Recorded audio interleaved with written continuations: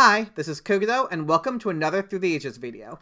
So in the last video, we saw my second 4-player game in the third round of the World Championships, which I barely managed to win, with Delone Carter coming in second. So with Delone Carter's first place in the first 4-player game, they are still in the lead in the group, but only by 2 points over me.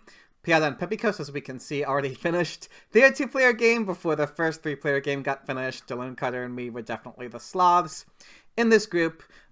Which Pepikos actually managed to upset Piata and win. So Piata, despite being the highest rated player in this group by Glico rating, is currently tied for third with Pepikos.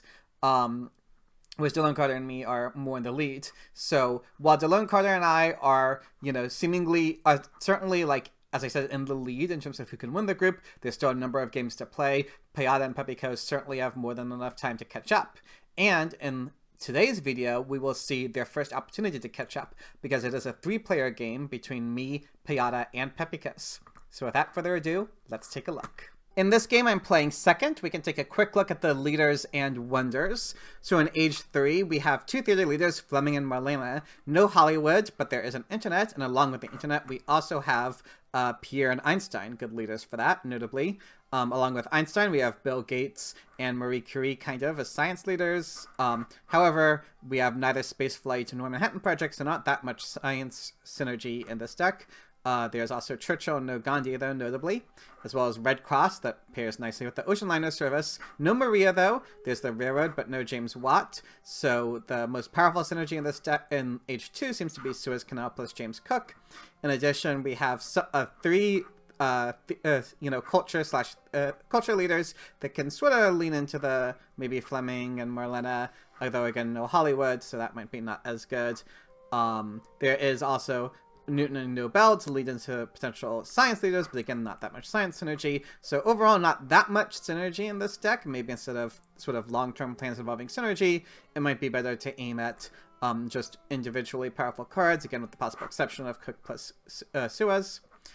In Age 1, though, there are a number of powerful wonders, as well as the powerful wonders in Age 2. So I think Iron is higher value than it normally is, especially with no James Watt. The leaders, I would say, there's a lot of them that like to be elected early. Saladin Isabella, Leonardo, kind of. Nostradamus, kind of.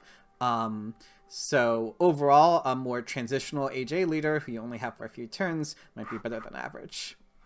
Piata playing first takes Hippocrates, especially with the Age 1 leaders in the deck, like I just said. I think that's very reasonable. That leaves me with a choice, and I think my choice is, a little, maybe, I think, relatively straightforward. Ashoka, Stonehenge, and Aristotle are all pretty good cards. In my opinion, they're all of relatively equal value in a 3-player game. Stonehenge is the only wonder on the row, but there are some good potential wonders coming, such as pyramids and Roman roads, so I don't think there's a necessity to take the Stonehenge. And with me valuing Aristotle and Ashoka about the same amount, I decided that I might as well take Ashoka because he lets me take a yellow card too. Of the 2 yellow cards, I decided to take the Urban Growth, I think mainly because Ashoka gives rocks but not science, so I thought potentially building a lab turn 2 might be a viable use of the Urban Growth. Though another reason to take the Urban Growth potentially is if I build a mine turn 1 and I play Ashoka, maybe there's a tech I can take from the 2 civil action row to get the Ashoka bonus immediately. Whereas if I take the rich land, I would kind of, not have to, but really want to play the rich land on turn 2. That would take away that option from me. So I think those were the 2 major reasons I took the Urban Growth here. I think in general, Urban Growth is also maybe better for Ashoka than Richland, because one issue with Ashoka is if your hand gets clogged up by text that you have trouble playing because Ashoka doesn't give you any science bonus, that can be an issue. So just getting the extra science early is, I think, often better than getting the extra rock from the Richland. Obviously it's pretty close. Pepikos takes the Engineering Genius. I think that's also justifiable. Age 1 begins. Piata does normal stuff and then takes the Stonehenge. I think that's very reasonable. Now I myself have somewhat of an interesting decision. After looking at Ashoka, well, I guess I was pretty wrong with what I said previously. When he was playing second in a 3-player game, there's no way a tech will show up in this row. But I think the main reason I took the reason I took the Urban Growth was to build the lab this turn potentially. But I actually, so the question is what I want to do this turn. And after playing Ashoka, I think I have one option. Probably the most straightforward option is to either build the mine or the lab, depending, and then take pyramids for 2 civil actions. I think that would be totally justifiable, especially with Ashoka giving me Ashoka kind of wanting more civil actions for hand space. However, that is actually not the route I ended up going down. I actually built the mine. We'll talk about this in a bit. And after increasing my population, I actually take this cultural heritage. So why might I do that? Well, there's a couple reasons. First of all, the Acropolis I felt was actually much better than normal in this particular deck. First of all, it's a 3-player game. Unlike a 4-player game, I think a culture-focused strategy is absolutely viable in 3 players. But there's also a large number of leaders in Age 3 that would really like the Acropolis. You do have Marlena, obviously, but also Bill Gates and especially Pierre really love it. And Pierre in particular, I think, is the best support for Acropolis in 3 and 4-player games because of how good building 4 or 5 arenas with him can be. So for that reason, I thought Acropolis was a very viable wonder to take, even if Pepikos decided to take the pyramids. But another reason is, you might notice Pepikos did not take a leader. Pepikos just took the engineering genius. So by taking this culture heritage, which is in this part of the row, I leave the pyramids on 2 civil actions for Pepikos. So if Pepikos wants to take any leader for 1 civil action and elect that leader this turn, and take the pyramids, Pepikos would not be building a mine this turn, which would be a major sacrifice to make. In other words, by leading the pyramids on 2 civil actions, if Pepikos takes the pyramids, they will either have to not elect their leader this turn, or they would have to give up building a mine this turn. Now, maybe the one option Pepikos could do is, for example, take Alexander, take pyramids, and build a mine, not elect Alexander this turn. Delaying Alexander a turn is generally fine. Well, I mean, it's fine because, you know, you just kill him off immediately, so delaying him a turn doesn't cost you that much value, since Alexander's main value is when you kill him off for the yellow token.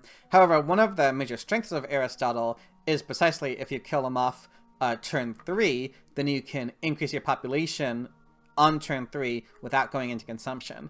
And I think that ability is like the major reason to take Alexander, especially the major advantage Alexander has over Hippocrates. And so in that sense, not electing Alexander turn 2 is actually a pretty major downside. So either way, Pepikos would be giving up a lot by taking the pyramids for 2 civil actions. So I thought there was a pretty decent chance that Pepikos wouldn't even take the pyramids, and then I could just take the pyramids for 1 civil action next turn and essentially get this culture heritage for free. Getting this culture heritage for free also, with me having Ashoka, is much better than it normally is. Even if I never play the cultural heritage, which is obviously the main weakness of taking it, just having it as a yellow card in my hand so that I can so that for the Ashoka bonus is a major upside. It means I don't have to take this, I can use this urban growth while still having the yellow card for the Ashoka bonus. So getting this extra yellow card in hand with Ashoka is far better than it normally is. And with all those things considered, I decided that passing up the pyramids and taking the cultural heritage instead was better. And then with me taking the cultural heritage, I felt that building the mine before the lab also made sense, because this cultural heritage could potentially make up for not building the lab this turn. Now, that part of this play, I think, is more questionable in retrospect, especially, again, with Ashoka needing so many civil actions, because you have to, like, take texts and then play them and try to cycle through. Civil actions are the premium with Ashoka more so than any other AJ leader, I think. And so the potential for maybe playing this culture heritage is even lower than it normally is when you take it. So I think maybe for that reason, because Ashoka likes science so much and gives you so many rocks, I should have built the lab this turn after all, possibly. But I think taking the culture heritage here was still correct in retrospect. I drew a trade routes agreement into raid. Pepikos does take Alexander and elects him, and indeed chooses to take the pyramids. So Pepikos values the electing Alexander this turn, and gives up building a mine to take the pyramids, which I understand. The pyramids is a strong wonder, but it's definitely a very major sacrifice not to build this mine turn 2. Piata Seeds reveals the development of markets. Piata builds a second lab, Anastasia the Stonehenge, then takes the Could Have Lost. That's a very sensible turn. I decided to offer the Traders Agreement pack to Pepikos. Obviously, I don't have an event to seed, so this is kind of the only thing I can do with my politics phase. I decided to offer myself being able to use rocks as food, and there's a very particular reason for that that we'll talk about at the end of my turn. The reason I offered it to Pepikos, well, if I'm being honest, probably the major reason, at this stage of the game, I think the two-player game between Pepikos and Piata, yeah, definitely had not started yet, so I felt that with Piata having a higher score than Pepikos and also being a stronger player historically, that they were a greater threat to me in the group, so all else being equal, I would prefer to offer packs to Pepikos. And in addition, I think all else isn't equal because Pepikos has Alexander, meaning that I think food will be less important to Pepikos than to Piata, during Age 1 at least. Obviously, the yellow token situation will equalize after Piata gets one of Hippocrates token, but during Age 1, Pepikos will need food slightly less than Piata does, so I thought Pepikos might be more likely to want to change food into rocks. That being said, changing food into rocks is usually the better part of the Traders Agreement, though not always, and so Piata probably would have accepted it too. And so the main reason I offered to Pepikos, I think, was the group dynamic consideration. Saying that aside, anyway, I decided to take the Cropless. After all, Ashoka really needs an AJ window, I think, and then, like I said, I think this is actually a good deck for their Cropless. The question is what else to do on my turn.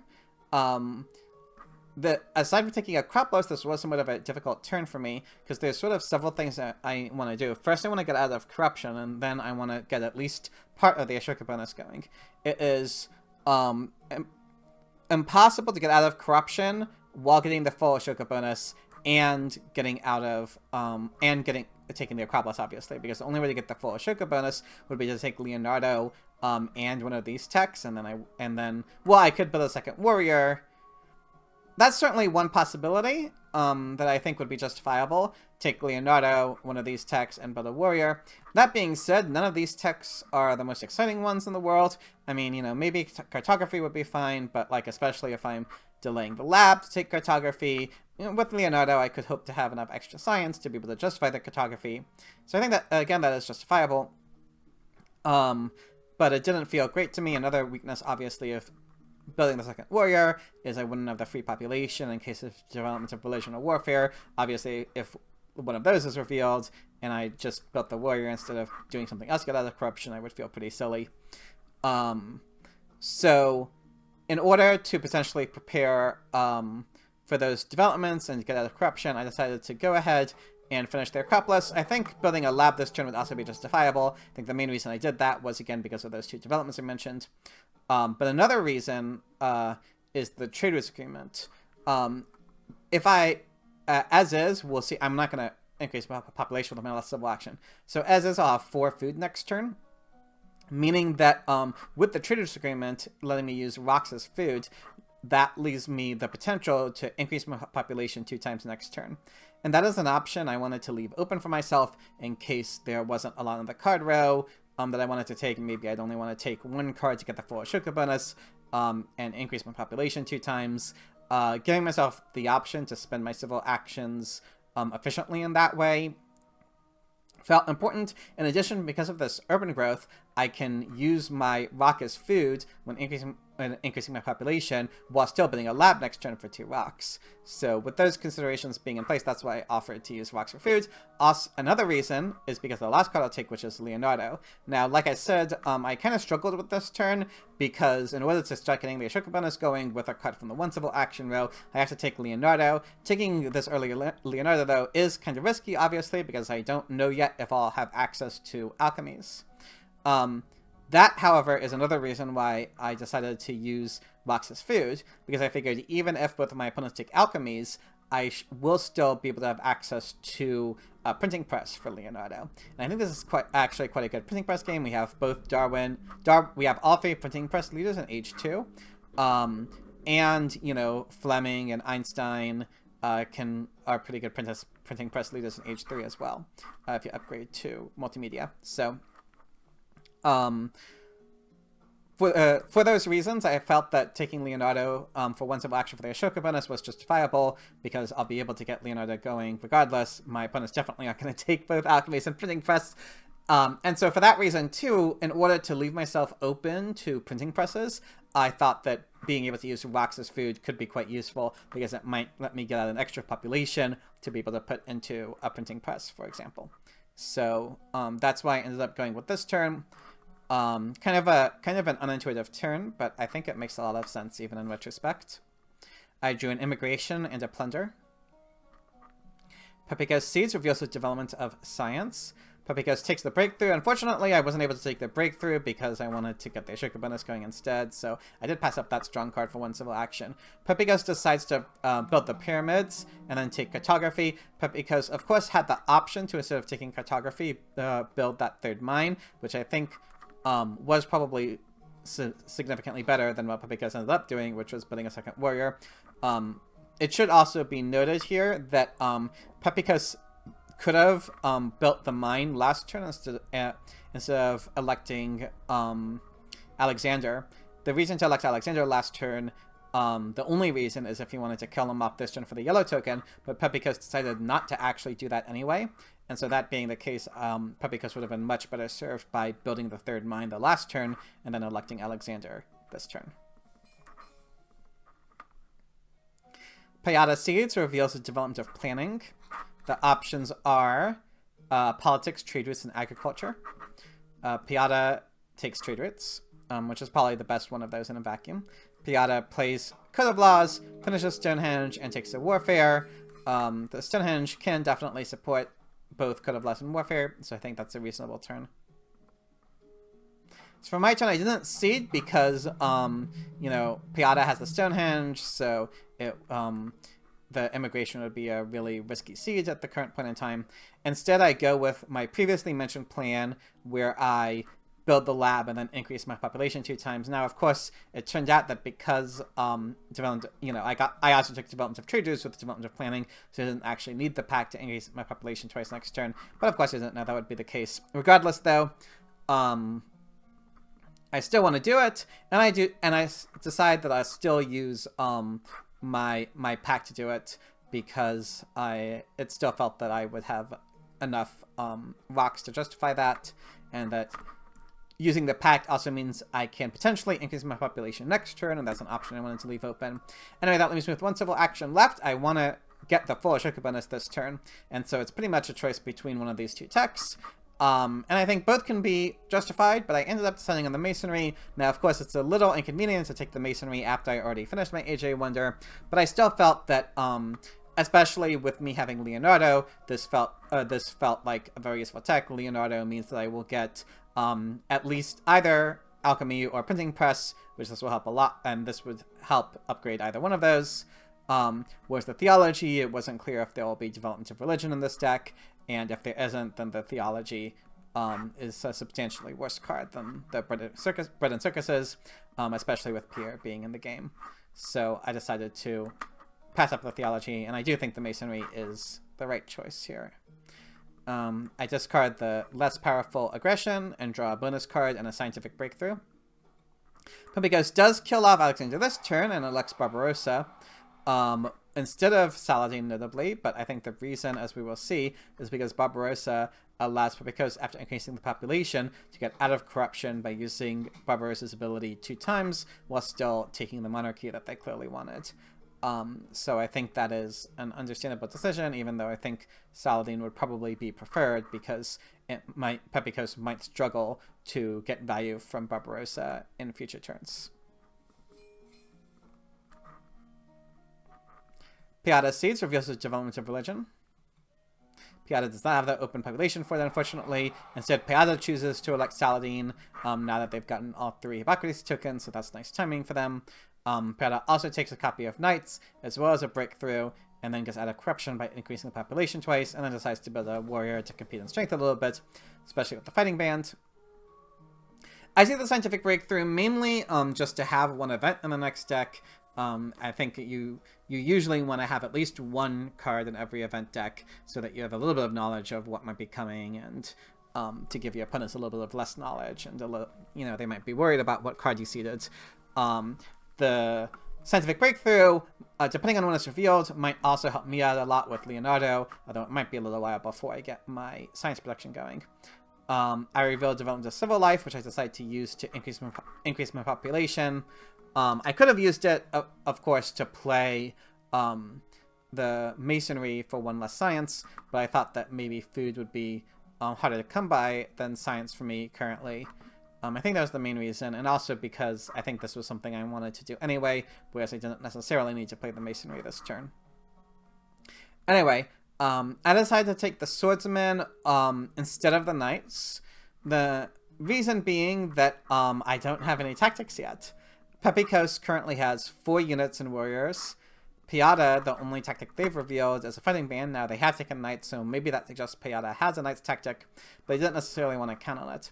So with the current situation being that the only tactic in the game is an infantry tactic, I felt that taking the swordsman was safer than taking the knights. So that's why I took the swordsman. With my last civil action, then I played the swordsman. Now that the event deck has flipped, I don't want to be weakest. And I can go up to 5 strength by building 1 and upgrading 1 swordsman. So this, of course, also lets me still keep the full Ashoka bonus, which is nice. I discard my other aggression, draw no cards. Pepikos Seeds reveals the knowledge of the ancients. Not seeded by me, obviously, but it does benefit me the most by a little bit, which is nice. Oh yeah, I also took the development of religion, obviously, as did Pepikos. Pepikos takes the second copy of knights and plays it, so Pepikos does build 1 knights. No tactic with it, though. Instead, Pepikos just takes 2 yellow cards. Notably, Pepikos still is operating on 2 mines and 1 lab. Piata increased the population. Also takes the second copy of Swordsman and an Urban Growth and a Frugality. And then Pepikos pushes their strength more so that they're not weakest. I don't want to see it again, risky event, and I'm also weakest. I decided instead to go ahead and cancel the Trader's Given Pact. At this point, I was only going to increase my population 1 more time in the foreseeable future since the age is about to end. And so I felt that the pact would be more useful for Pepikos than it would be for me. At this point in the game, I build a 3rd swordsman so that I compete in strength. I obviously get the same amount of strength as all of my opponents. Then with the rest of my turn, the one issue I had is ideally I would have liked to play the Theocracy this turn so that I could get up to 8 strength. However, there was an issue with that because, first of all, I need to increase my population this turn to get enough corruption. Then there are 3 cards on the where I wanted to take. I guess I already mentioned this, but I did want to take the Theocracy. There is another Monarch in the deck. However, you'll note that the Theocracy has a major benefit for me currently, which is the happy face it gives will be directly very beneficial to me because my next population that I create will be unhappy. And if I don't have the Theocracy. The Theocracy will make it a happy population, meaning I can use it to build a 4th swordsman, meaning I'll not only have a 4th military unit, but I'll also have a 2nd fighting band tactic. And that felt potentially really powerful. I was getting a little bit concerned with Pepikos, especially if Pepikos had, drew a tactic of some sort that they could use, like Phalanx or Medieval Army. They might get pretty scary. Piata could also push strength more. So I felt that in order to compete with my opponents in strength, it was pretty important for me to potentially be able to have a 4th swordsman. And the Theocracy was by far the best way to achieve that because both theologies are gone. So I wanted to take the Theocracy, and like I said, I would have liked to play the Theocracy this turn to be able to go up to 8 strength, and to be able to go up to 8 strength. However, if I took and played the Theocracy this turn, I would only have 2 civil actions left. I also wanted to take the Alchemy for Leonardo. I also wanted to take the Code of Laws, because of how important it is with Theocracy to get the 5th civil action. And I also want to increase my population to get rid of corruption. So if I played the Theocracy this turn, I would not be able to do all those things. The only way I can do all those things is, well, first I elect Leonardo, age is about to end, and then I can take and play the Code of Laws. This leaves me with 2 extra civil actions that I can use to take both the Alchemy and the Theocracy. And with my free population, I can even build a 4th swordsman, putting me up to 9 strength, so that I'm not the weakest after my turn. And I am able to do this because, again, the Theocracy will give me an extra happy face next turn. However, there is a part of this turn that I neglected to consider. We will discuss that in the following turn. But because of that, this play becomes definitely worse. But again, we'll discuss that next turn. Maybe it's still right to do it, honestly, because of all the benefits it has. But there is certainly a major weakness that, as I said, I will cover next turn.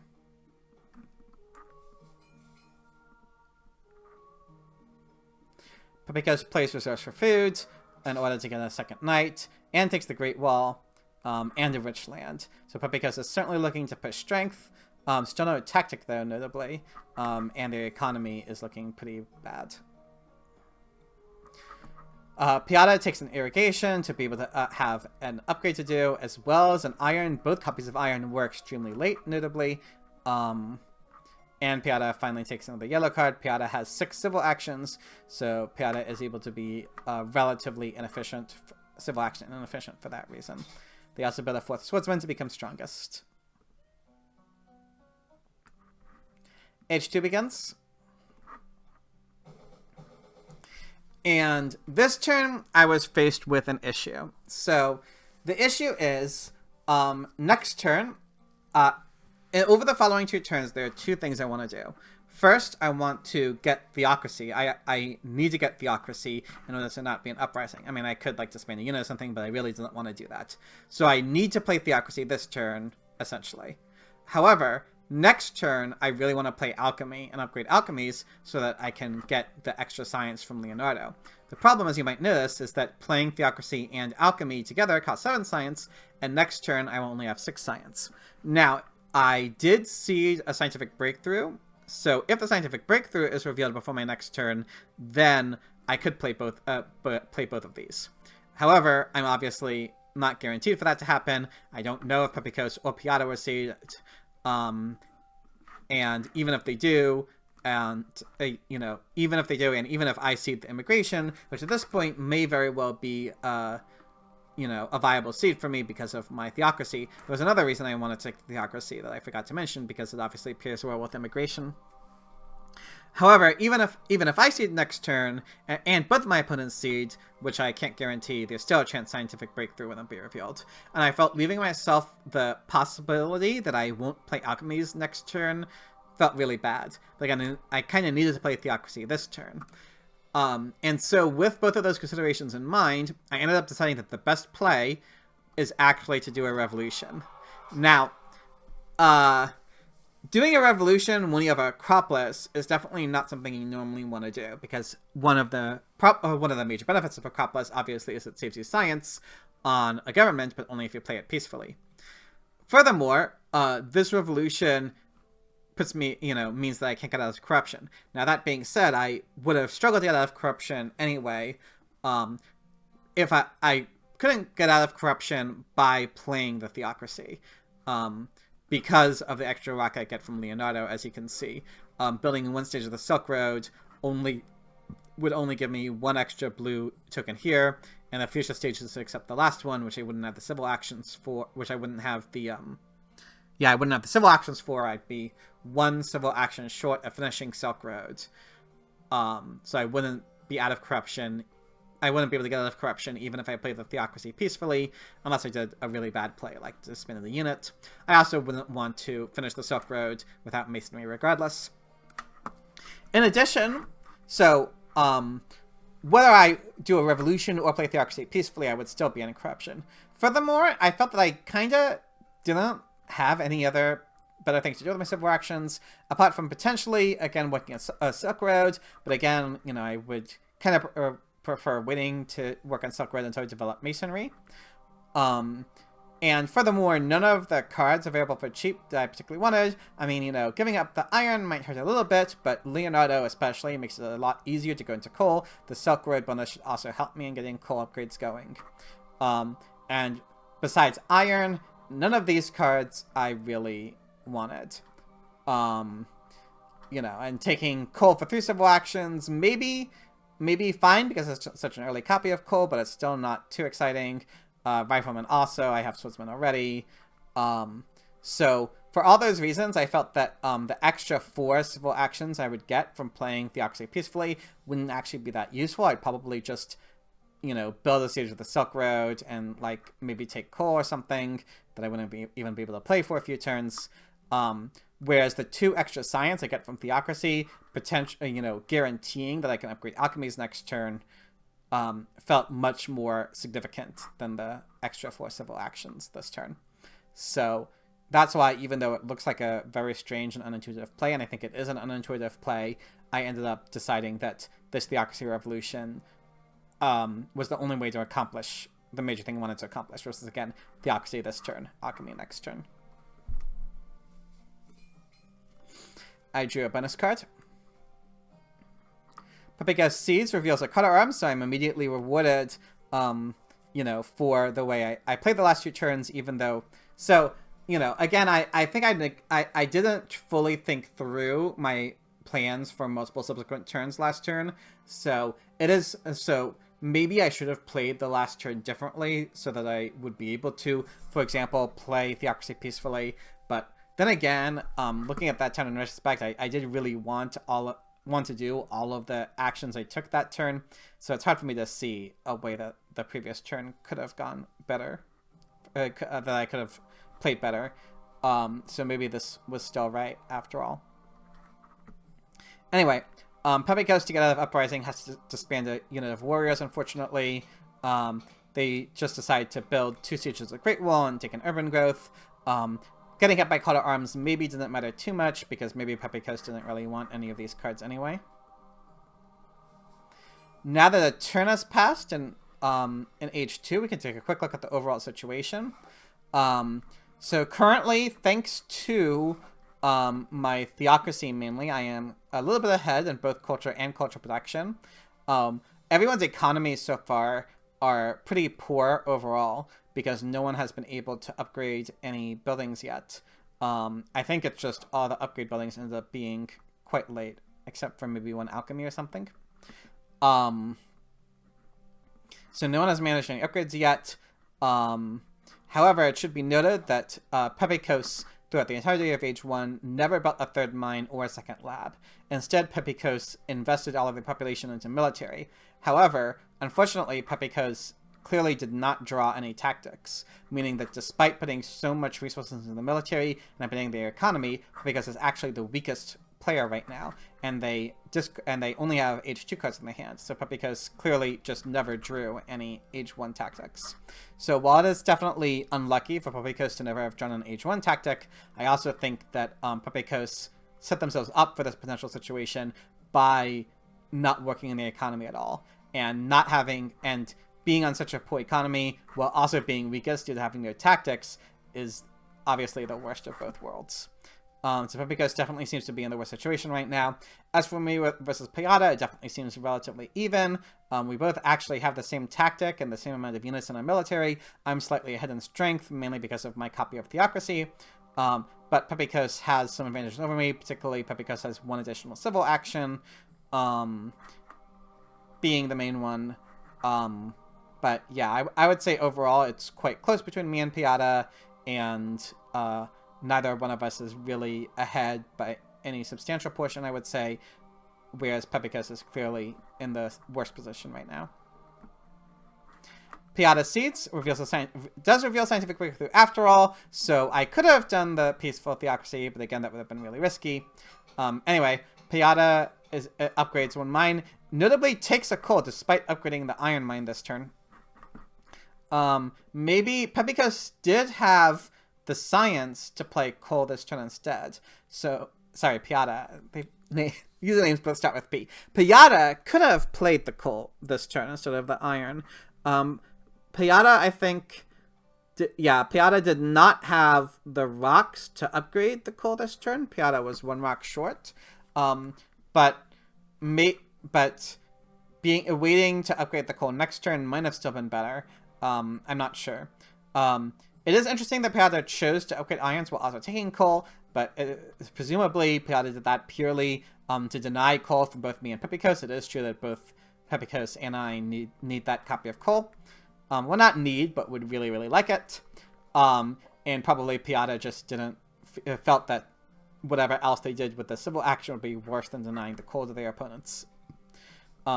Notably, that the thing that they chose to do, neglected doing to take this coal was upgrading one farm, which is not the end of the world, but is still obviously a sacrifice, so at least Piata gave up a fairly significant amount, one civil action and one food for this denial. So me, I decided to finally cede the immigration, especially with me being strongest. I revealed a strategic territory that I was not expecting to win, but I did actually end up winning. It took one unit and both my bonus cards. This felt worth it to me, especially because, you know, I wanted to see what H2 draws can be very important, you know, seeing what tactic you get that you can plan around. And I do end up drawing a tactic as the defensive army tactic, which doesn't affect my play this turn, but does mean, obviously, I, you know, can ignore Cavalryman, perhaps, or at least I don't really need Cavalryman, and instead focus on getting a copy of cannons. Anyway, I decided to go with my previous plan. Now, as I said, the scientific breakthrough was revealed, which in a sense, you know, means I didn't need to do my play last turn. However, my play last turn does give me this additional option, which is to play the masonry this turn, which will directly benefit me in allowing me to upgrade both of my labs, and save 2 rocks by doing so. So, the revolution last turn basically ended up costing me 4 civil actions, but gaining me 2 science and 2 rocks. So it's sort of like, yeah, paying 4 civil actions for 2 science and 2 rocks. Not the best deal, but considering what I would have spent my civil actions on last turn, you know, maybe a fine deal. I probably would have, maybe I would have taken the cult for 3 civil actions if I had played the theocracy peacefully. But again, it would have, you know, it would have been a little while before I could play the cult anyway, probably. So I think my play ended up still being the correct one. And I can get out of corruption by building the first stage of the Silk Road. I draw a raid, a classic army, another tactic, and a developed territory. Pepikos finishes the Great Wall with the engineering genius. Pepikos at least has finally drawn a tactic, the Conquistadors, to make Pepikos strongest. And Pepikos takes a government form, as well as a rifleman. Certainly important cards. It does mean that Pepikos is still, you know, Pepikos at this point probably, you know, wants to like maybe build a 3rd mine directly, or maybe just not ever build a 3rd mine and put this population into other things. It should be noted though that Pepikos never got an opportunity to do a monarchy revolution, or never felt that a monarchy revolution was correct, and so this is going to end up being a dead card because they just took the Kanman instead.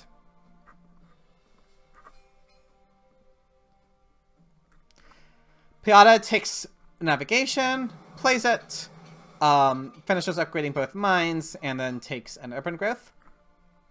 I am now weakest. So I don't see that I'm the weakest, and also both of my opponents have colonization bonuses. I don't, so seeing a colony felt unwise. As for what to do this turn, I think one thing seems pretty natural, which is to upgrade one of my farms that I have enough rocks for. I don't really have any better ways, I think, to get out of corruption. I could have finished Silk Road, but I felt to me that that upgrading one farm this turn was better than finishing Silk Road. You know, it is true that I still can't increase my population next turn, but doing this means I can potentially have enough rocks to finish Silk Road next turn. And so, upgrading the farm this turn, at least that means in 2 turns I'll be able to increase my population. So if I finish Silk Road this turn, then that might not be the case. So with my final 2 civil actions, I could take, you know, the efficient upgrade, yellow card, but instead I decided that more important was to take this copy of Organized Religion. I will need an H2, I will likely need an H2 Happy Face solution of some sort. Ideally, because Pierre is in the game, I would like to get team sports, but that's not something that you can count on, especially with both of my opponents likely getting an H2 Happy Face solution. This copy of Organized Religion is available right now for 1 civil action, so it seemed to me that this was a good opportunity just to get that, especially since with my last civil action I still have something efficient I can do, which is to build 2 more stages of the Silk Road. I decide that it felt very unlikely I would ever see that colony, so I decided to just discard it along with my aggressions. I kept the classic army just in case both of my opponents take cannons. Then I definitely want the classic army with the cavalryman I might get. I draw another tactic in the Napoleonic army, at least that means my opponents aren't drawing these tactics, as well as an economic progress and an arms industry, both potentially good events for me. Puppy Coast decides to finally do the government revolution this turn. I think definitely right to do that earlier than later. Piata Siege reveals a developed territory. I bet a little bit on this, but obviously my opponent's able to win it. Piata actually puts a fair amount into it. 2 units, as well as 2 bonus cards. Piata then takes Nobel as their H2 leader, definitely a strong leader. As well as like a scientific method that pairs well with Nobel, but instead of upgrading this turn, decides to instead by taking the Republic. I mean, there will be a second copy of Republic coming at some point. Piata probably won't play this next turn, so maybe Piata could have potentially again upgraded this lab or maybe the farm instead of taking the Republic. However, I think Piata may have been worried that me or Papikos would cut the Republic from them. Though there is also another copy of Kanman that Piata could take, so I think maybe if I was on Piata's shoes, I would have worked my economy instead of taking the Republic, but I do certainly understand wanting to guarantee the card is in your hand. Maybe the other government forms will be really late or something, so yeah. But as a swordsman to not be weakest. I decided to seed my arms industry. I decided, that, yeah, it's just, I felt that, especially with me, spoilers, I'm gonna be taking the cannon this turn, that it should at least be a neutral event for me and possibly a positive one. I am weakest, but I also, was planning on keeping my bonus card and one of the tactics in my hand, meaning that if I didn't seed one of my events, I would have to discard one of them, and they both seem like potentially good events for me, so I was willing to risk getting hit by a strength event in order to make sure that I could seed both of them potentially. And I did get hit by one, but Raiders is at least not the end of the world. I decided to lose 2 food because I felt less valuable to me with me having upgraded funds before mines. I'm not going to be... it does, however, mean that I won't be able to increase my population next turn.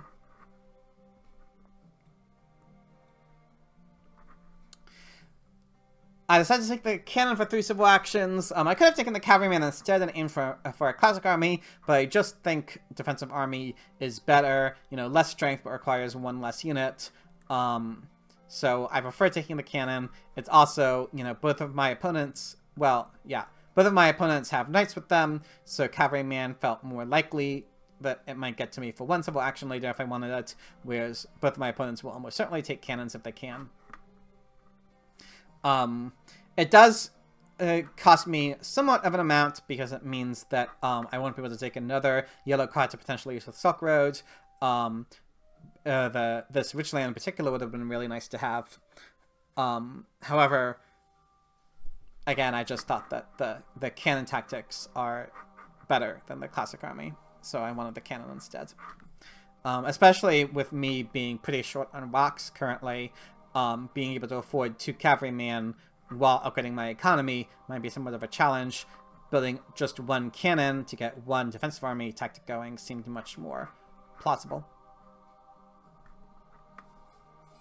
I discarded my bonus cards because I wasn't really worried about defending, but I felt that I was almost certainly not going to be winning any colonies this game, so I decided leaving myself open the possibility for Napoleonic army tactic was more important. In retrospect, maybe I should have just discarded the Napoleonic army tactic because it might be difficult just getting all that going, and I should have just kept the colony just in case, but I think it doesn't really matter too much. Anyway, I drew a spy, a promise of military protection, and the refugees. Papikos Siege reveals an immigration, helping both me and Papikos. Papikos finally builds the 3rd mine, the 2nd lab, as well as taking yellow cards, a scientific method, and a cavalryman. Piata offers an international trade agreement, sadly not to me, though it's understandable why it wasn't to me. Piata upgrades both labs as well as both farms, so Piata now has, has all their upgraded buildings going, and with their final civil action, takes a copy of Frugality. It's my turn. I decide, because I'm weakest, I didn't necessarily want to see this turn, so instead I offered a pact. Now I will actually, as we will see, oh yeah, I guess, last turn, the reason I lost 2 food is because even though I won't be able to increase my population this turn, I obviously knew the immigration was coming because I had seeded it, and that I would be in on the immigration. So because of that, I expected to have potentially have access to 1 free population this turn regardless. So with me having upgraded farms before mines, rocks felt more valuable than food. Anyway, I offered the promise of military protection, so I decided that, offering your opponent strength is much more likely to get it accepted than offering your opponent the extra culture. And so, once more, because Pepicos felt like they were in a worse position than Piata, I decided it would be better to have Pepicos. In addition, even though I'm pushing Pepicos' strength so much, I will actually be at 19 strength after my turn. So, giving Pepicos this +4 strength felt like it wouldn't really hurt me, and it would enable me to get a little bit of extra culture. So that was the reason I did it, and it was accepted. So as we see, I am able to build a cannon and then play the defensive army tactic, putting me at 19 strength. So that's definitely something I wanted to do. I also decided to go ahead and take a leader. I could have, Robespierre doesn't pair well with a Crapless. James Cook, with my opponents both have colonization bonuses, didn't feel good. I could have maybe waited for Darwin, but I'm also on Temples. So with all those in consideration, Newton seemed clearly the best H2 leader for me. I wanted to make sure that I could take him, and Pepicos couldn't, because I think Newton would also be really good for Pepicos. Newton is not that great for me, only being on Alchemies, but he's still pretty good. Notably, you might notice that I decided to play the cannon with Leonardo instead of Newton. And that's because I decided that after taking this copy of reserves, the actual civil action I would have saved by playing the cannon with Newton instead, I thought maybe it wasn't too important.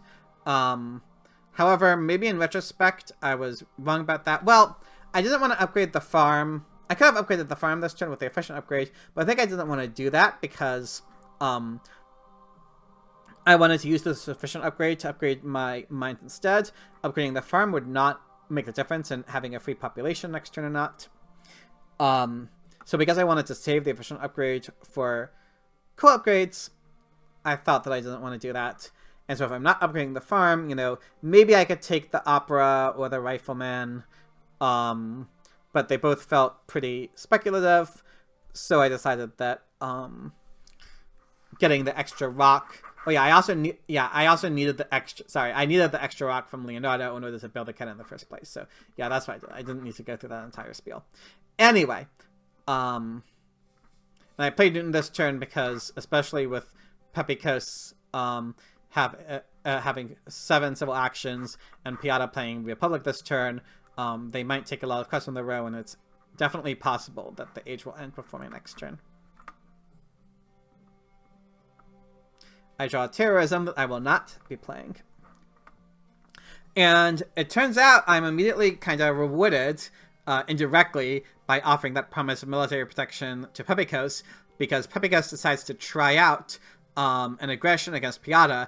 If Piata had 1 bonus card in hand, this wouldn't have gone through, but Piata did not, which is also maybe something that you could predict, because I think Piata had just recently...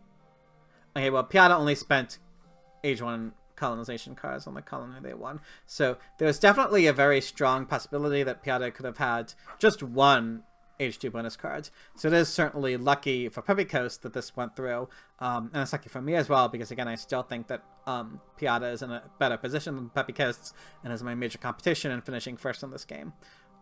So Piata not having drawn any Age 2 bonus cards apparently is definitely extremely unlucky on their part. And also, obviously, that I had the promise of military protection to give Pepikos that surprise +4 strength that Piata wasn't counting on. So that entire turn of events was certainly extremely unfortunate for Piata. Anyway, Pepikos upgrades both of their labs, takes a strategy, as well as Robespierre. Robespierre definitely not a good leader for them, with them already having their age to government, but Darwin probably even a worse leader because they're on Temple and don't have any clear way of being able to support Darwin, so Robespierre is just kind of their default only real choice, and they take a wave of nationalism, strong card.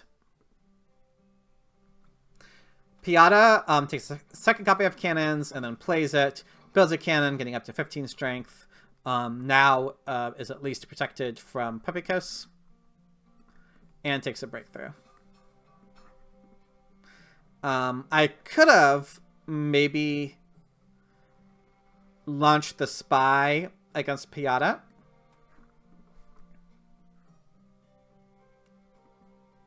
Because Piata didn't defend against Pepikos' aggression, obviously. On the other hand, maybe another reason Piata... I mean, the spy did cost Piata being able to play the Republic on their turn, so it was definitely a pretty major aggression. So I think at the time I didn't really consider that strongly trying to spy against Piata. But I think in retrospect, I probably should have, because it seems that in order to defend, Piata would have had to draw 2 bonus cards. On the other hand, I have also, I think, only drawn... I think I drew 1 age 2 bonus card. So there also seems to be like a pretty good chance that there's a lot of bonus cards left in the deck, unless Pepikos like literally drew all of them. If Pepikos drew all of them, maybe Pepikos would have bid more on this previous colony. So maybe there's actually a pretty high chance that Piata drew a bonus card with one of these remaining 2 cards. Maybe also Piata had some sort of other plan. I mean, Piata could have, let's see. Piata could have built a warrior. Piata had enough rocks and the food to build another warrior, which would have guaranteed a defense against my aggression. Piata could have done that instead of taking the breakthrough, which Piata having enough science, the breakthrough maybe not totally necessary, even though a lot of that will go away with the Republic. So, I don't know. Maybe I felt that Piata had some sort of plan because of the way they played this turn. But I think I also didn't consider it as deeply, the spy option, as I probably should have. Instead, I just ceded the economic progress because I'm strongest. Anyway. So setting aside the question of whether or not I should have tried the spy this turn, I think I've discussed that sufficiently. I don't bet on this colony. I felt that I was definitely not going to win it, so I didn't want to give away that I had no bonus cards on hand. So Pepikos ends up winning it for 1 warrior and 1 bonus card. I'm finally able to get a coal upgrade. With efficient upgrade and Silk Road, this felt worth doing, even though it's pretty late. Especially since I have a second efficient upgrade that I can take this turn. And with my last civil actions, I decide to upgrade a temple, which I'm able to do with the copy of reserves. The reason I wanted to do this is because I was, I guess, yeah, I don't think I've seeded, I haven't seeded any Happy Face events, but I was concerned that one might be in the deck. If I didn't upgrade this temple this turn, then I would, then if any Happy Face events are in the deck, I would be hit by them after the agents. So that's the reason I wanted to do this. I also felt that there was not really anything else I wanted to do with the civil actions. None of these cards I particularly wanted. The patriotism maybe could have been nice, but it didn't feel necessary. And I drew a war over technology, another territory, and a fortifications tactic. Age 3 begins. Pepikos Siege reveals, and I am immediately rewarded for having built the upgraded my temple last turn with the rebellion being revealed. Pepikos now upgrades their farm, as well as taking a bunch of yellow cards because there's nothing else they can do with the civil actions. At this point, I think we can take a look at the overall situation. So in culture terms, I am now ahead even more. My culture production is coming from, I'm getting 3 culture from my wonders, as well as an extra 1 from my theocracy and the pact, as well as the temple. So with all of these, relatively, ways to get passive culture that don't involve, deliberately, building buildings for it, that puts me at a significant culture production advantage over my opponents. And I have a culture on hand advantage too. And I managed to obtain that without really sacrificing my economy that much overall. My science production is on par with Pepikos, a bit lower than Piata due to Nobel. My rock production is in between Piata and Pepikos, although I will be able to catch up to Piata next turn once I upgrade my second mine. My food situation is also looking about on par with both of my opponents. Everyone has about equal food production. Pepikos does have the advantage over Piata and me in civil and military actions, although that's not going to be the case for much longer when Piata builds the Republic.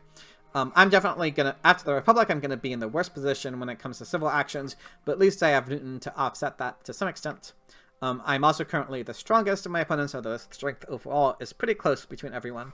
However, overall, I do certainly like my position because, as I said, I have the culture lead without really having a worse economy. Piata currently does have the best economy out of everyone, especially with the Republic coming, like I said. So Piata's challenge in Age 3 is going to be to find a way to convert the economy into culture.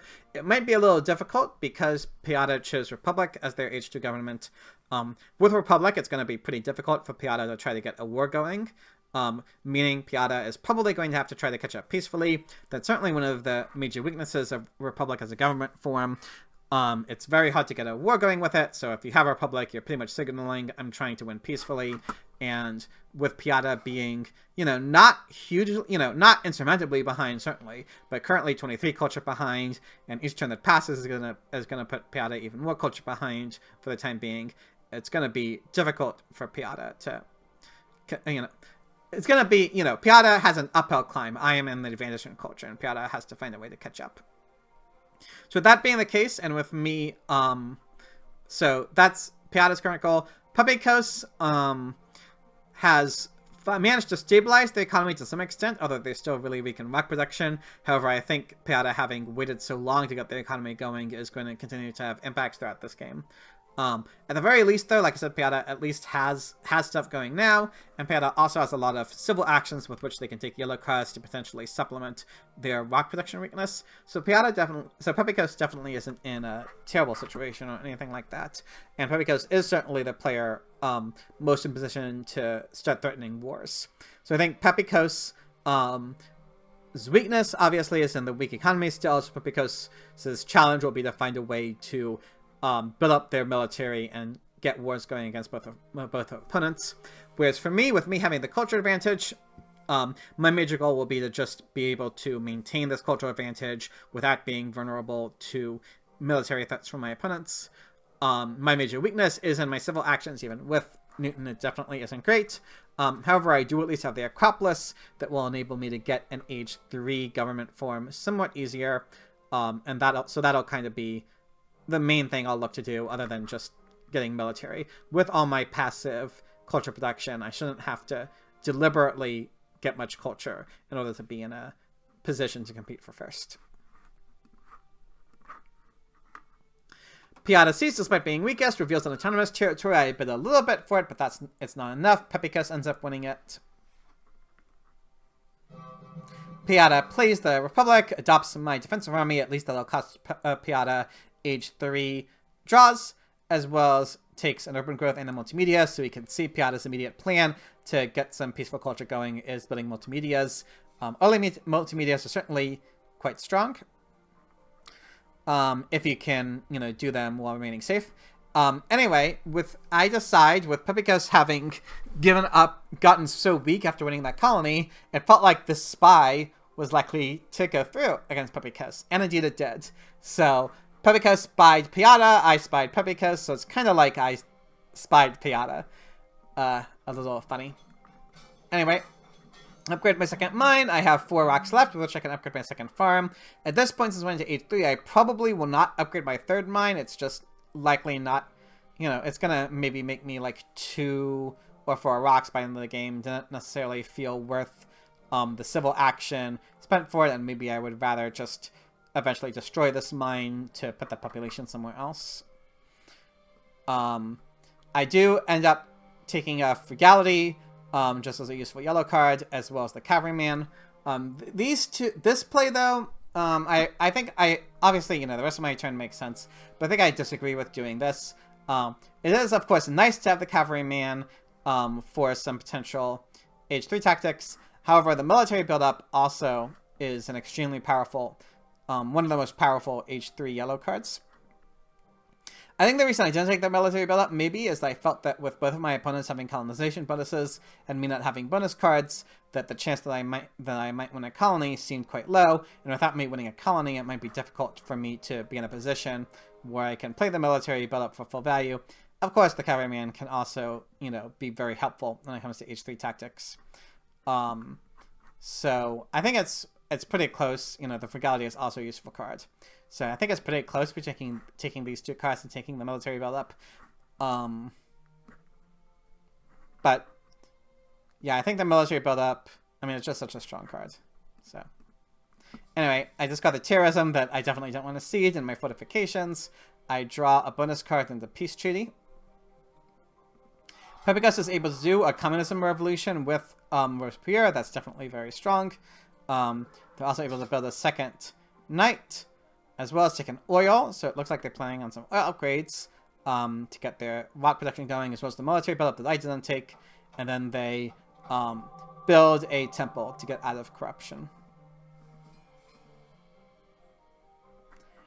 Piata Seeds reveals a wealthy territory, and I actually ended up winning this because my opponents bid very little on it.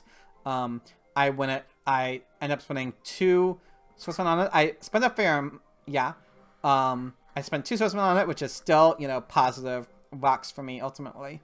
And also, obviously, it stops my opponents from winning it. So, yeah, it turns out the military buildup maybe would have been better for me after all. Of course, it was hard to predict in advance. Then again, maybe I could have predicted because Pepicos spent so much resources winning the autonomous territory. Piata, we already saw, you know, maybe didn't have any H2 bonus cards, and also has only 3 military actions. So I think my chances of winning a colony were actually much better than maybe they appeared to me at the time. So I possibly could have predicted that better. Anyway, Piata does build the multimedia and takes an engineering genius, and actually takes both democracy and fundamentalism. This obviously is definitely a denial, presumably to me in particular, which does make some sense if Piata believes that they will very likely finish ahead of Pepicos, and viewed me as the major threat to finishing first. And with their last 2 civil actions, Piata decides to take a modern infantry. I don't see because I'm weakest. Instead, I try offering the peace treaty to Pepicos. I thought there was, you know, a decent chance Pepicos might take it and, you know, just try aggressive moves against Piata, but Pepicos did not accept the pact. I, however, decided to take a copy of Multimedia myself because first of all, it's just, I think, a strong card in general, especially, you know, I'm also not really in a position to threaten military, so if I want to keep pace with Piata, I will need some sort of cultural production from other sources too. But the multimedia also, you know, pairs very well with Newton, obviously, and there's also several leaders that it can do well with, especially Einstein, but also potentially Fleming. So I think just the multimedia is a very strong card for me in this position, and I can indeed, and due to winning the wealthy territory, I can very easily just build 1 multimedia this turn, going up to 11 science production, and then by building a swordsman, I go back up to 17 strength, thus being safe. And with my final civil action, I decide to take the 1 infantry. This is another one that I'm a little, I mean, it does set myself up for being able to use any possible H3 tactic, which I guess is probably worth it, but, you know, this patriotism in particular would certainly be a very nice card to have, so that's a pretty major thing to give up in my situation, I think. It's probably, but this is the second copy of Modern Infantry, so if I don't take it, then I won't be able to use any H3 tactics that use infantry, which would certainly be a major sacrifice. So I think it's pretty close, and it's hard for me to calculate the risk-reward in both of these options. I discard the war that I'm almost certainly not going to play, and I draw. I end up, getting punished for taking the Modern Infantry by drawing the Mechanized Army tactic. Of course, I couldn't have known I would have that, as well as a raid. Because plays Rifleman. Oh, it should also be noted that since both my opponents have so many civil actions, this game is going to not last as long in Age 3 as maybe Through the Ages games normally do. And Army Pepicos builds up some more military, upgrades the second farm, increases the population, takes the first copy of Air Forces that's available on the row, as well as the patriotism that I didn't. Pepicos, I mean, I don't know. Pepicos has enough military actions that maybe the reserves just would have been better to be more flexible. Maybe Pepicos doesn't really need the extra military actions from the patriotism, but Pepicos is feeling that everything else they're going to do until the end of the game is focus on building up military and trying for wars, then I guess you might as well just take the patriotism. Piata Siege reveals my economic progress, which does benefit me the most. Piata decides to build a pro sports, plays endowment for full value, then takes 2 copies of reserves, and builds a second library to start competing with me more, to keep up pace with me in culture production. I still didn't want to cede, so I was like, why not offer the peace treaty again? Maybe Pepicos will feel like accepting it this time. Can't hurt. Unsurprisingly, Pepicos did not accept. Einstein being available on this row, I decided to go and take him, just felt like better than Fleming. The chances of me being able to build a movie for Fleming seemed... Building a movie for Fleming just seemed way too ambitious and risky. So I decided Einstein was just better. But I didn't play him this turn because I valued the civil actions more. Instead, I played the military theory to get, to obviously, the extra military theory is just a really strong card, very beneficial for me in this situation to keep pace with my opponents, and to have extra military actions in case, to threaten more strength in case they try to war me. And also will be directly beneficial this turn because I will be able to build a cavalryman and a cannon and play the mechanized army tactic while still drawing 3 cards on my turn. So this actually enables me to be strongest among all my opponents, which felt quite nice. And obviously, if I played Einstein this turn, I would not have enough civil actions to do all of this, which is why I just kept Einstein in my hand. I drew a bonus card, an armed intervention, and a modern army. No impacts drawn yet, unfortunately. Pepicos Siege reveals historic territory that Pepicos is able to win. At least it costs Pepicos a fairly substantial amount. But obviously Pepicos can rebuild pretty easily with the military buildup. Pepicos also takes Winston Churchill to help rebuild as also a replacement leader for Robespierre. With Winston Churchill's ability and the military buildup, Pepicos is able to easily build 2 rockets this turn, as well as takes a revolutionary idea into reserves, and then adopts my defensive army tactic to go up to 27 strength. However, Pepicos was not able to avoid corruption while doing all this. Yeah, it looks like, yeah, the 2 blue tokens they missed from the autonomous territory. We're seeing how this is not a cost to be ignored, even though the autonomous territory is a very powerful colony. Obviously, this can be a substantial drawback at times. Piata offers the Military Alliance Pact, unfortunately not to me, although unsurprisingly not to me. Piata plays that democracy they took way back when, as well as plays Pierre, going up to 12 culture production, so definitely challenging me for culture now, especially with the second arena putting them at 14 culture production, as well as 29 strength.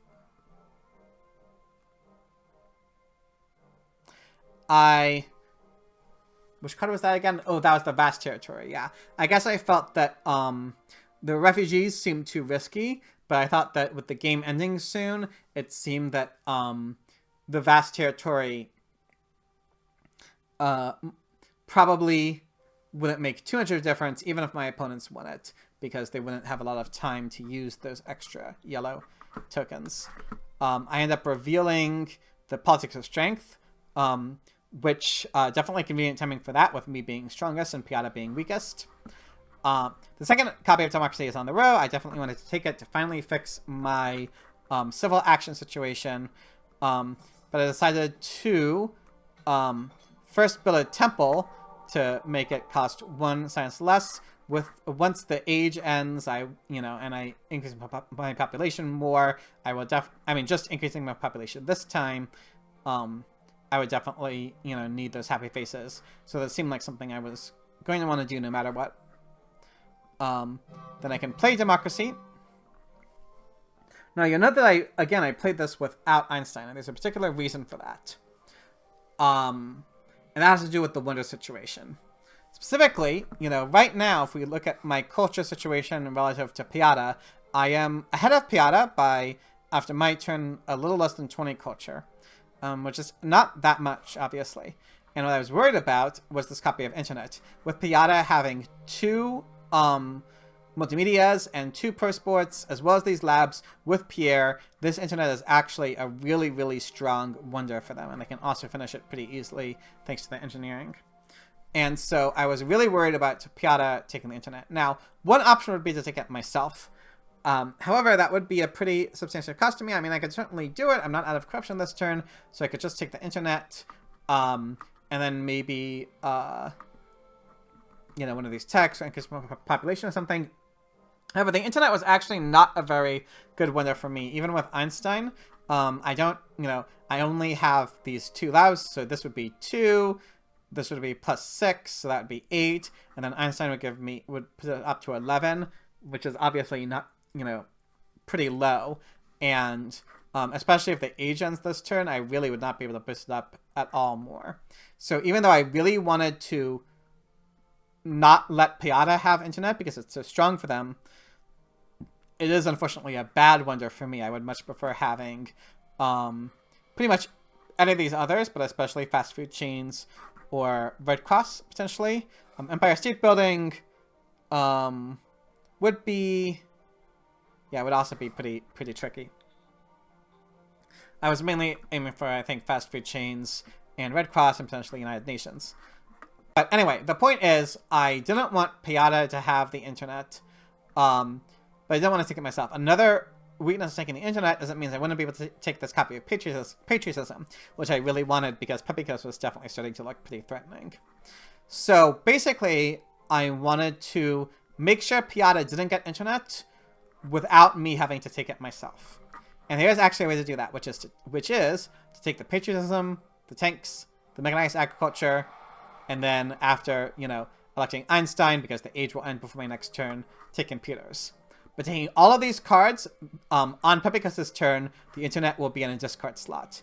Meaning, no matter what Pepicos does, the Internet is also obviously not like a good wonder for Pepicos either. So I thought there was like a pretty good chance that Pepicos wouldn't take it.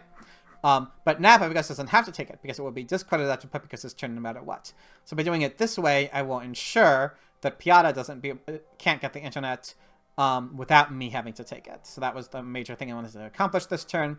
And I needed every single one of my civil actions in order to do that, which means I couldn't play my Democracy with Einstein, unfortunately. But, yeah, it took me a while to find this turn, but I was pretty satisfied with it once I did. But yeah, it should be I finally drew 2 impacts off of the Politics of Strength, which is science and technology. These are definitely both potentially good impacts for me, so this was a lucky draw. And I basically discarded... Yeah, I discarded all my H2 cards because I'm going to discard them anyway once the age ends. And I think I discarded like a war along with it. And I drew an impact of happiness, an impact of industry, and another aggression.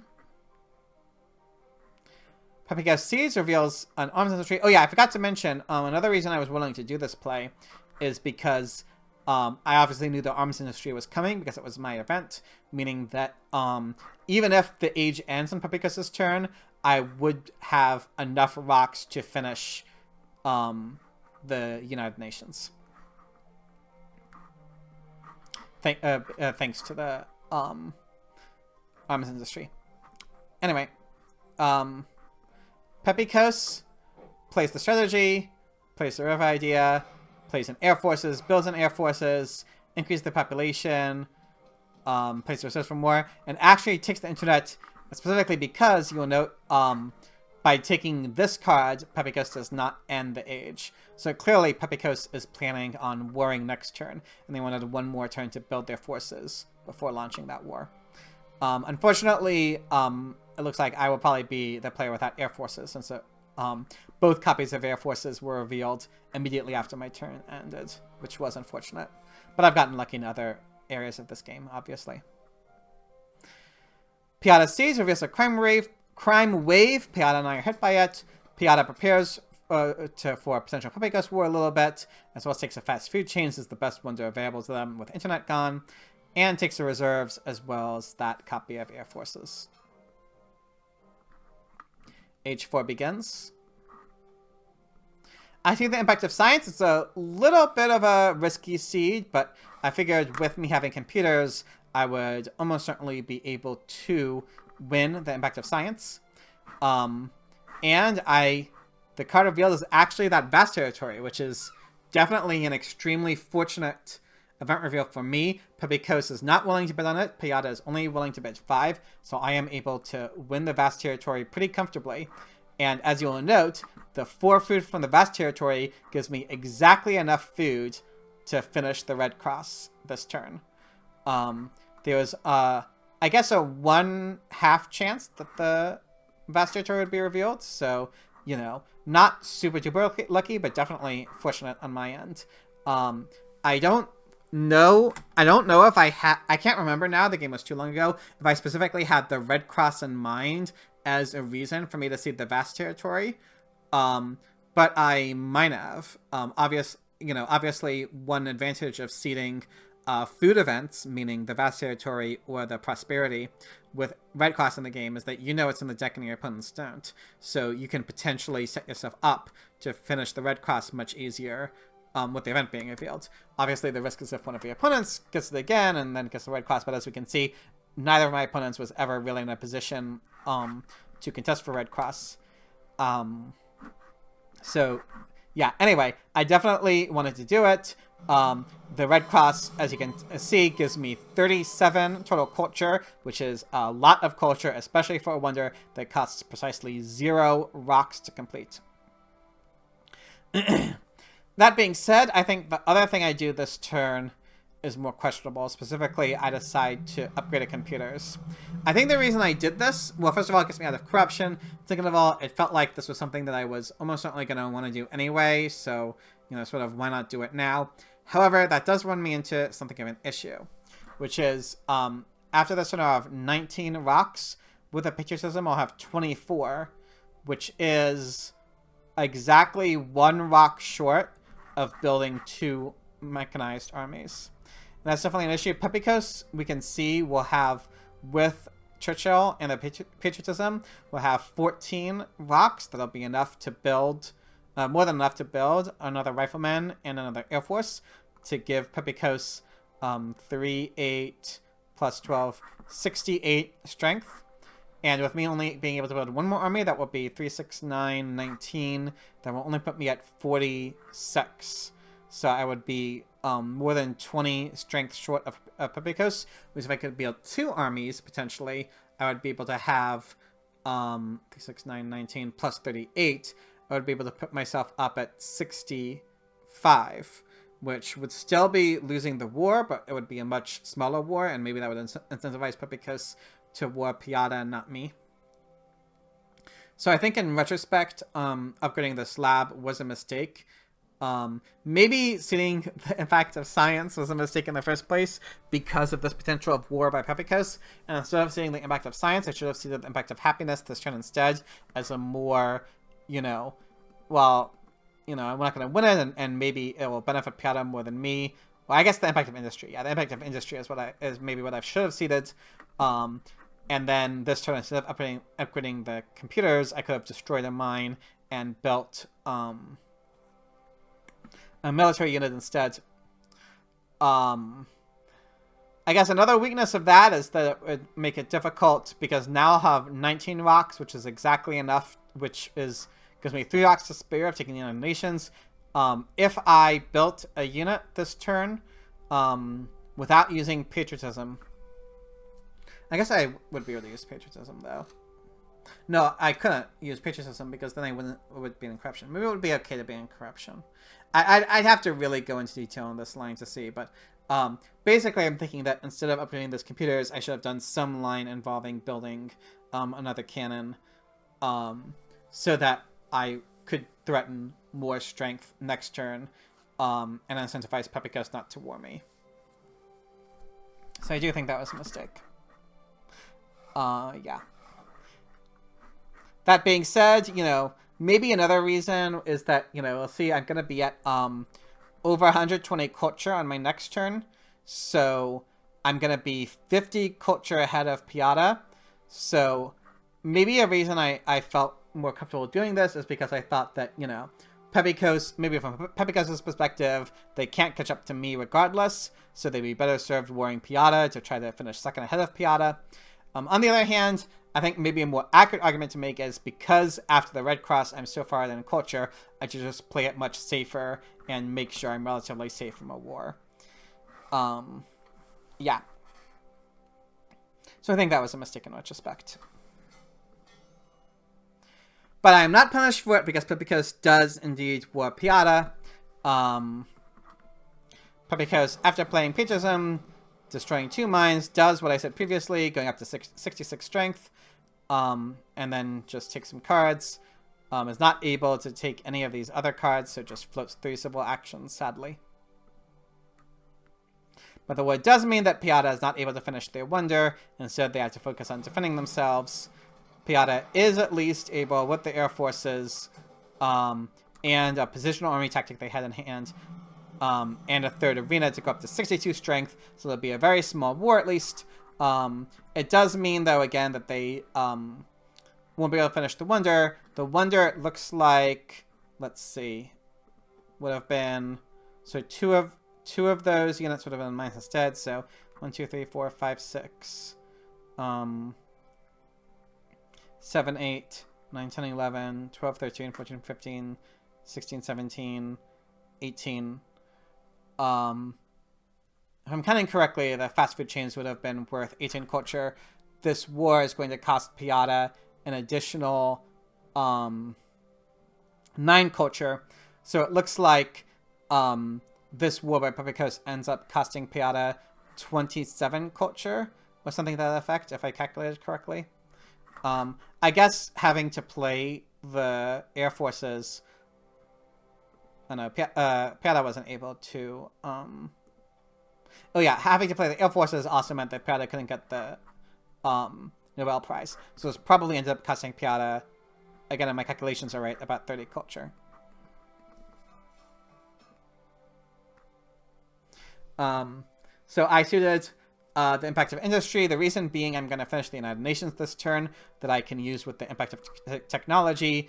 Pepikos is almost certainly not going to increase the impact of industry this turn, but will be able to increase the impact of technology actually by 8. And so even though it doesn't really matter, it is more optimal for me to see the impact of industry and to reveal the impact of technology with the United Nations. So we can see that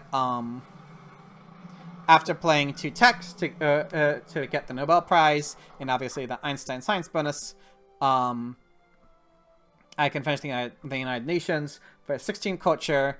If I hadn't, as well as a little bit of extra over Piata, 4 more from revealing the impact of technology. So that's 20 culture. So if we count that with the about 30 culture that Piata lost from the war, that means that that's about 50 culture difference so far. But we also have to consider the culture that I would have lost from the war. As I said, I would have been able to get up to about 46 strength, so I would have lost 25. So I believe if Pepikos had warred me and not Piata, that would have been a 75 culture swing in favor of Piata against me. But let me know if you've noticed anything I missed.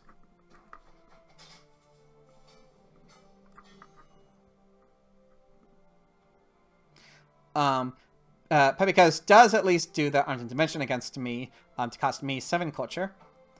And then all Pepikos can do is build a temple, basically, and a few techs. Although the techs are literally useless because Pepikos just saw me reveal the impact of technology. So before the impacts are revealed, we can see that I am definitely going to win this game. I'm not sure. I don't think there's any sort of impacts possible that would let either Piata or Pepikos catch up to me.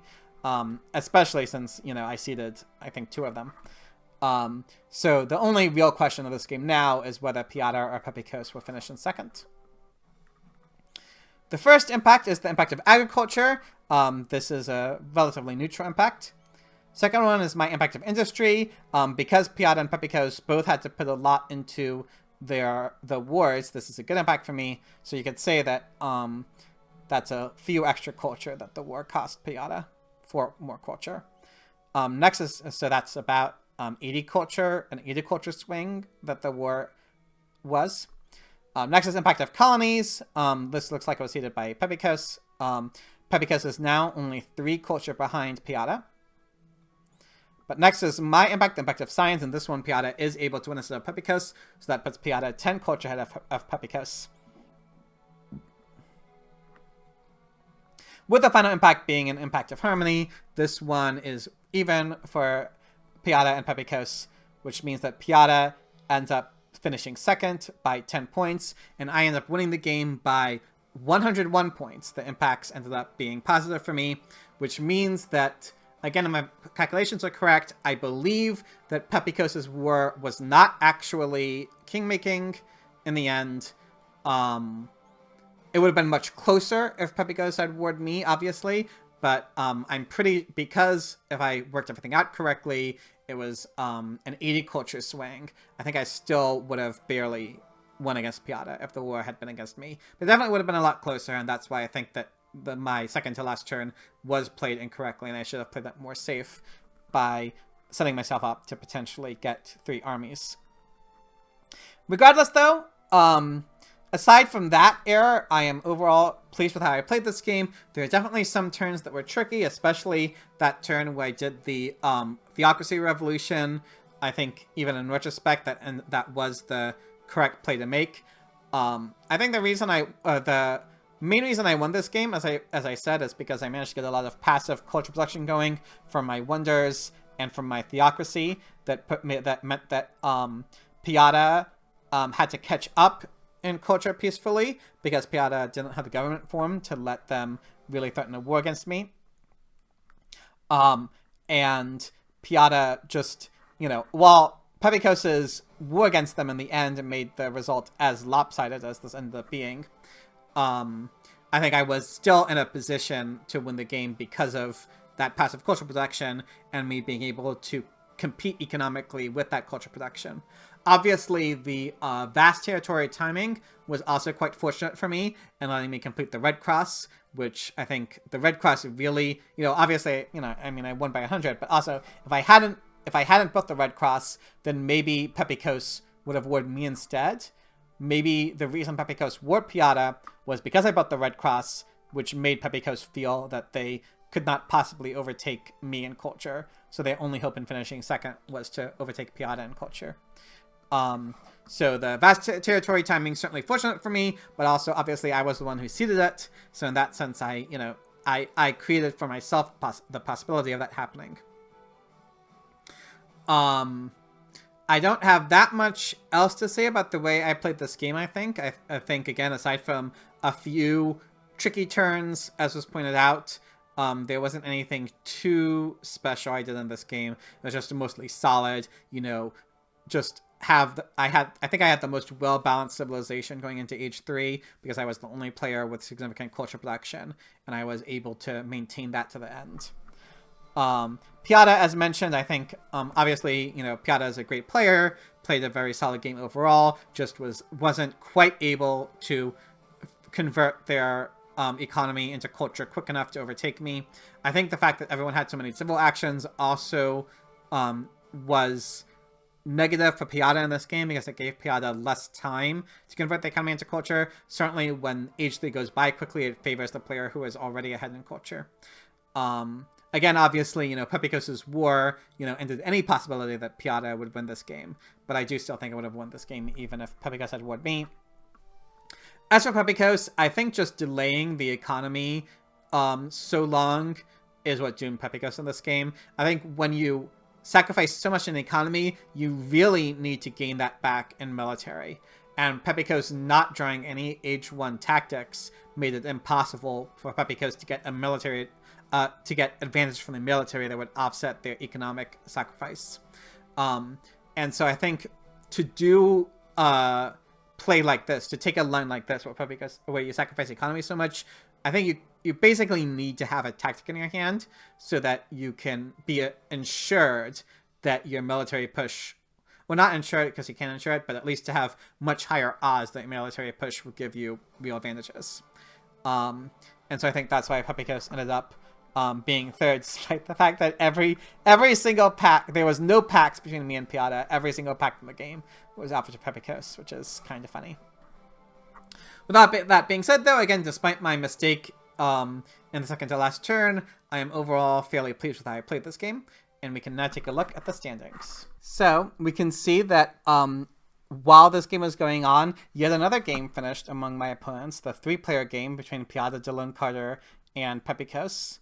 And there was also that game definitely highly relevant to the group because Delone Carter was my chief competition after the 2 4-player games, but Delone Carter actually ended up losing that 3-player game. They finished last, whereas Piata ended up winning that 3-player game, with Pepikos coming in second. Now, as a result of that, Piata is now actually 2 points ahead of Delone Carter. Now, Delone Carter has 2 less games played than Piata, so Delone Carter definitely has room to make that up. It's definitely, but that doesn't, that does at least start Piata on the path towards competing with me and Delone Carter for winning this group. Piata has to do more in the remaining games, but especially after finishing second in the game we just saw, this is a very necessary result for Piata. However, with me winning that 3-player game and Delone Carter losing the 3-player game they played without me, that now puts me at a lead in the group for the first time. With me having 1 more point than Piata with 2 less games played, and 3 more points than Delone Carter with an equal amount of games played. So certainly that game was very, very great for me, sort of shifted it from Delone Carter winning the group to me winning the group. However, there's still plenty of games left to play. Even Piata and Pepikos have 3 games left to play. With Pepikos' results in those 2 3-player games, it will be a lot harder for Pepikos to try to compete to winning the group, but it should still be possible. And in addition, every player has a reason to win as many games as possible, because whoever finishes 4th in this group will actually be eliminated. In future rounds, no matter what your placements in upper bracket, you will move on to lower bracket in the next round. But in round 3 is the last round where if you finish last in upper bracket, you will be removed from the tournament. And so every player has to at least worry about that result. But I think if Pepikos finishes first in all of their remaining games, then I think Pepikos maybe still has a chance of finishing first if things go correctly. I haven't really calculated that out. But obviously that would be difficult, but Pepikos, as said, still has a strong incentive to do as well as they possibly can, whereas I think both of the remaining 3 players have chances to win the group if things go their way. So we'll see how that goes. It's looking to shape up to be an extremely close and exciting group. While we wait for the next video, though, for me to make it, as always, please let me know if you have any comments or constructive criticisms on either my video making or my gameplay. I'm always looking to improve in both aspects. I hope you enjoyed this video, and I hope to see you in the next one.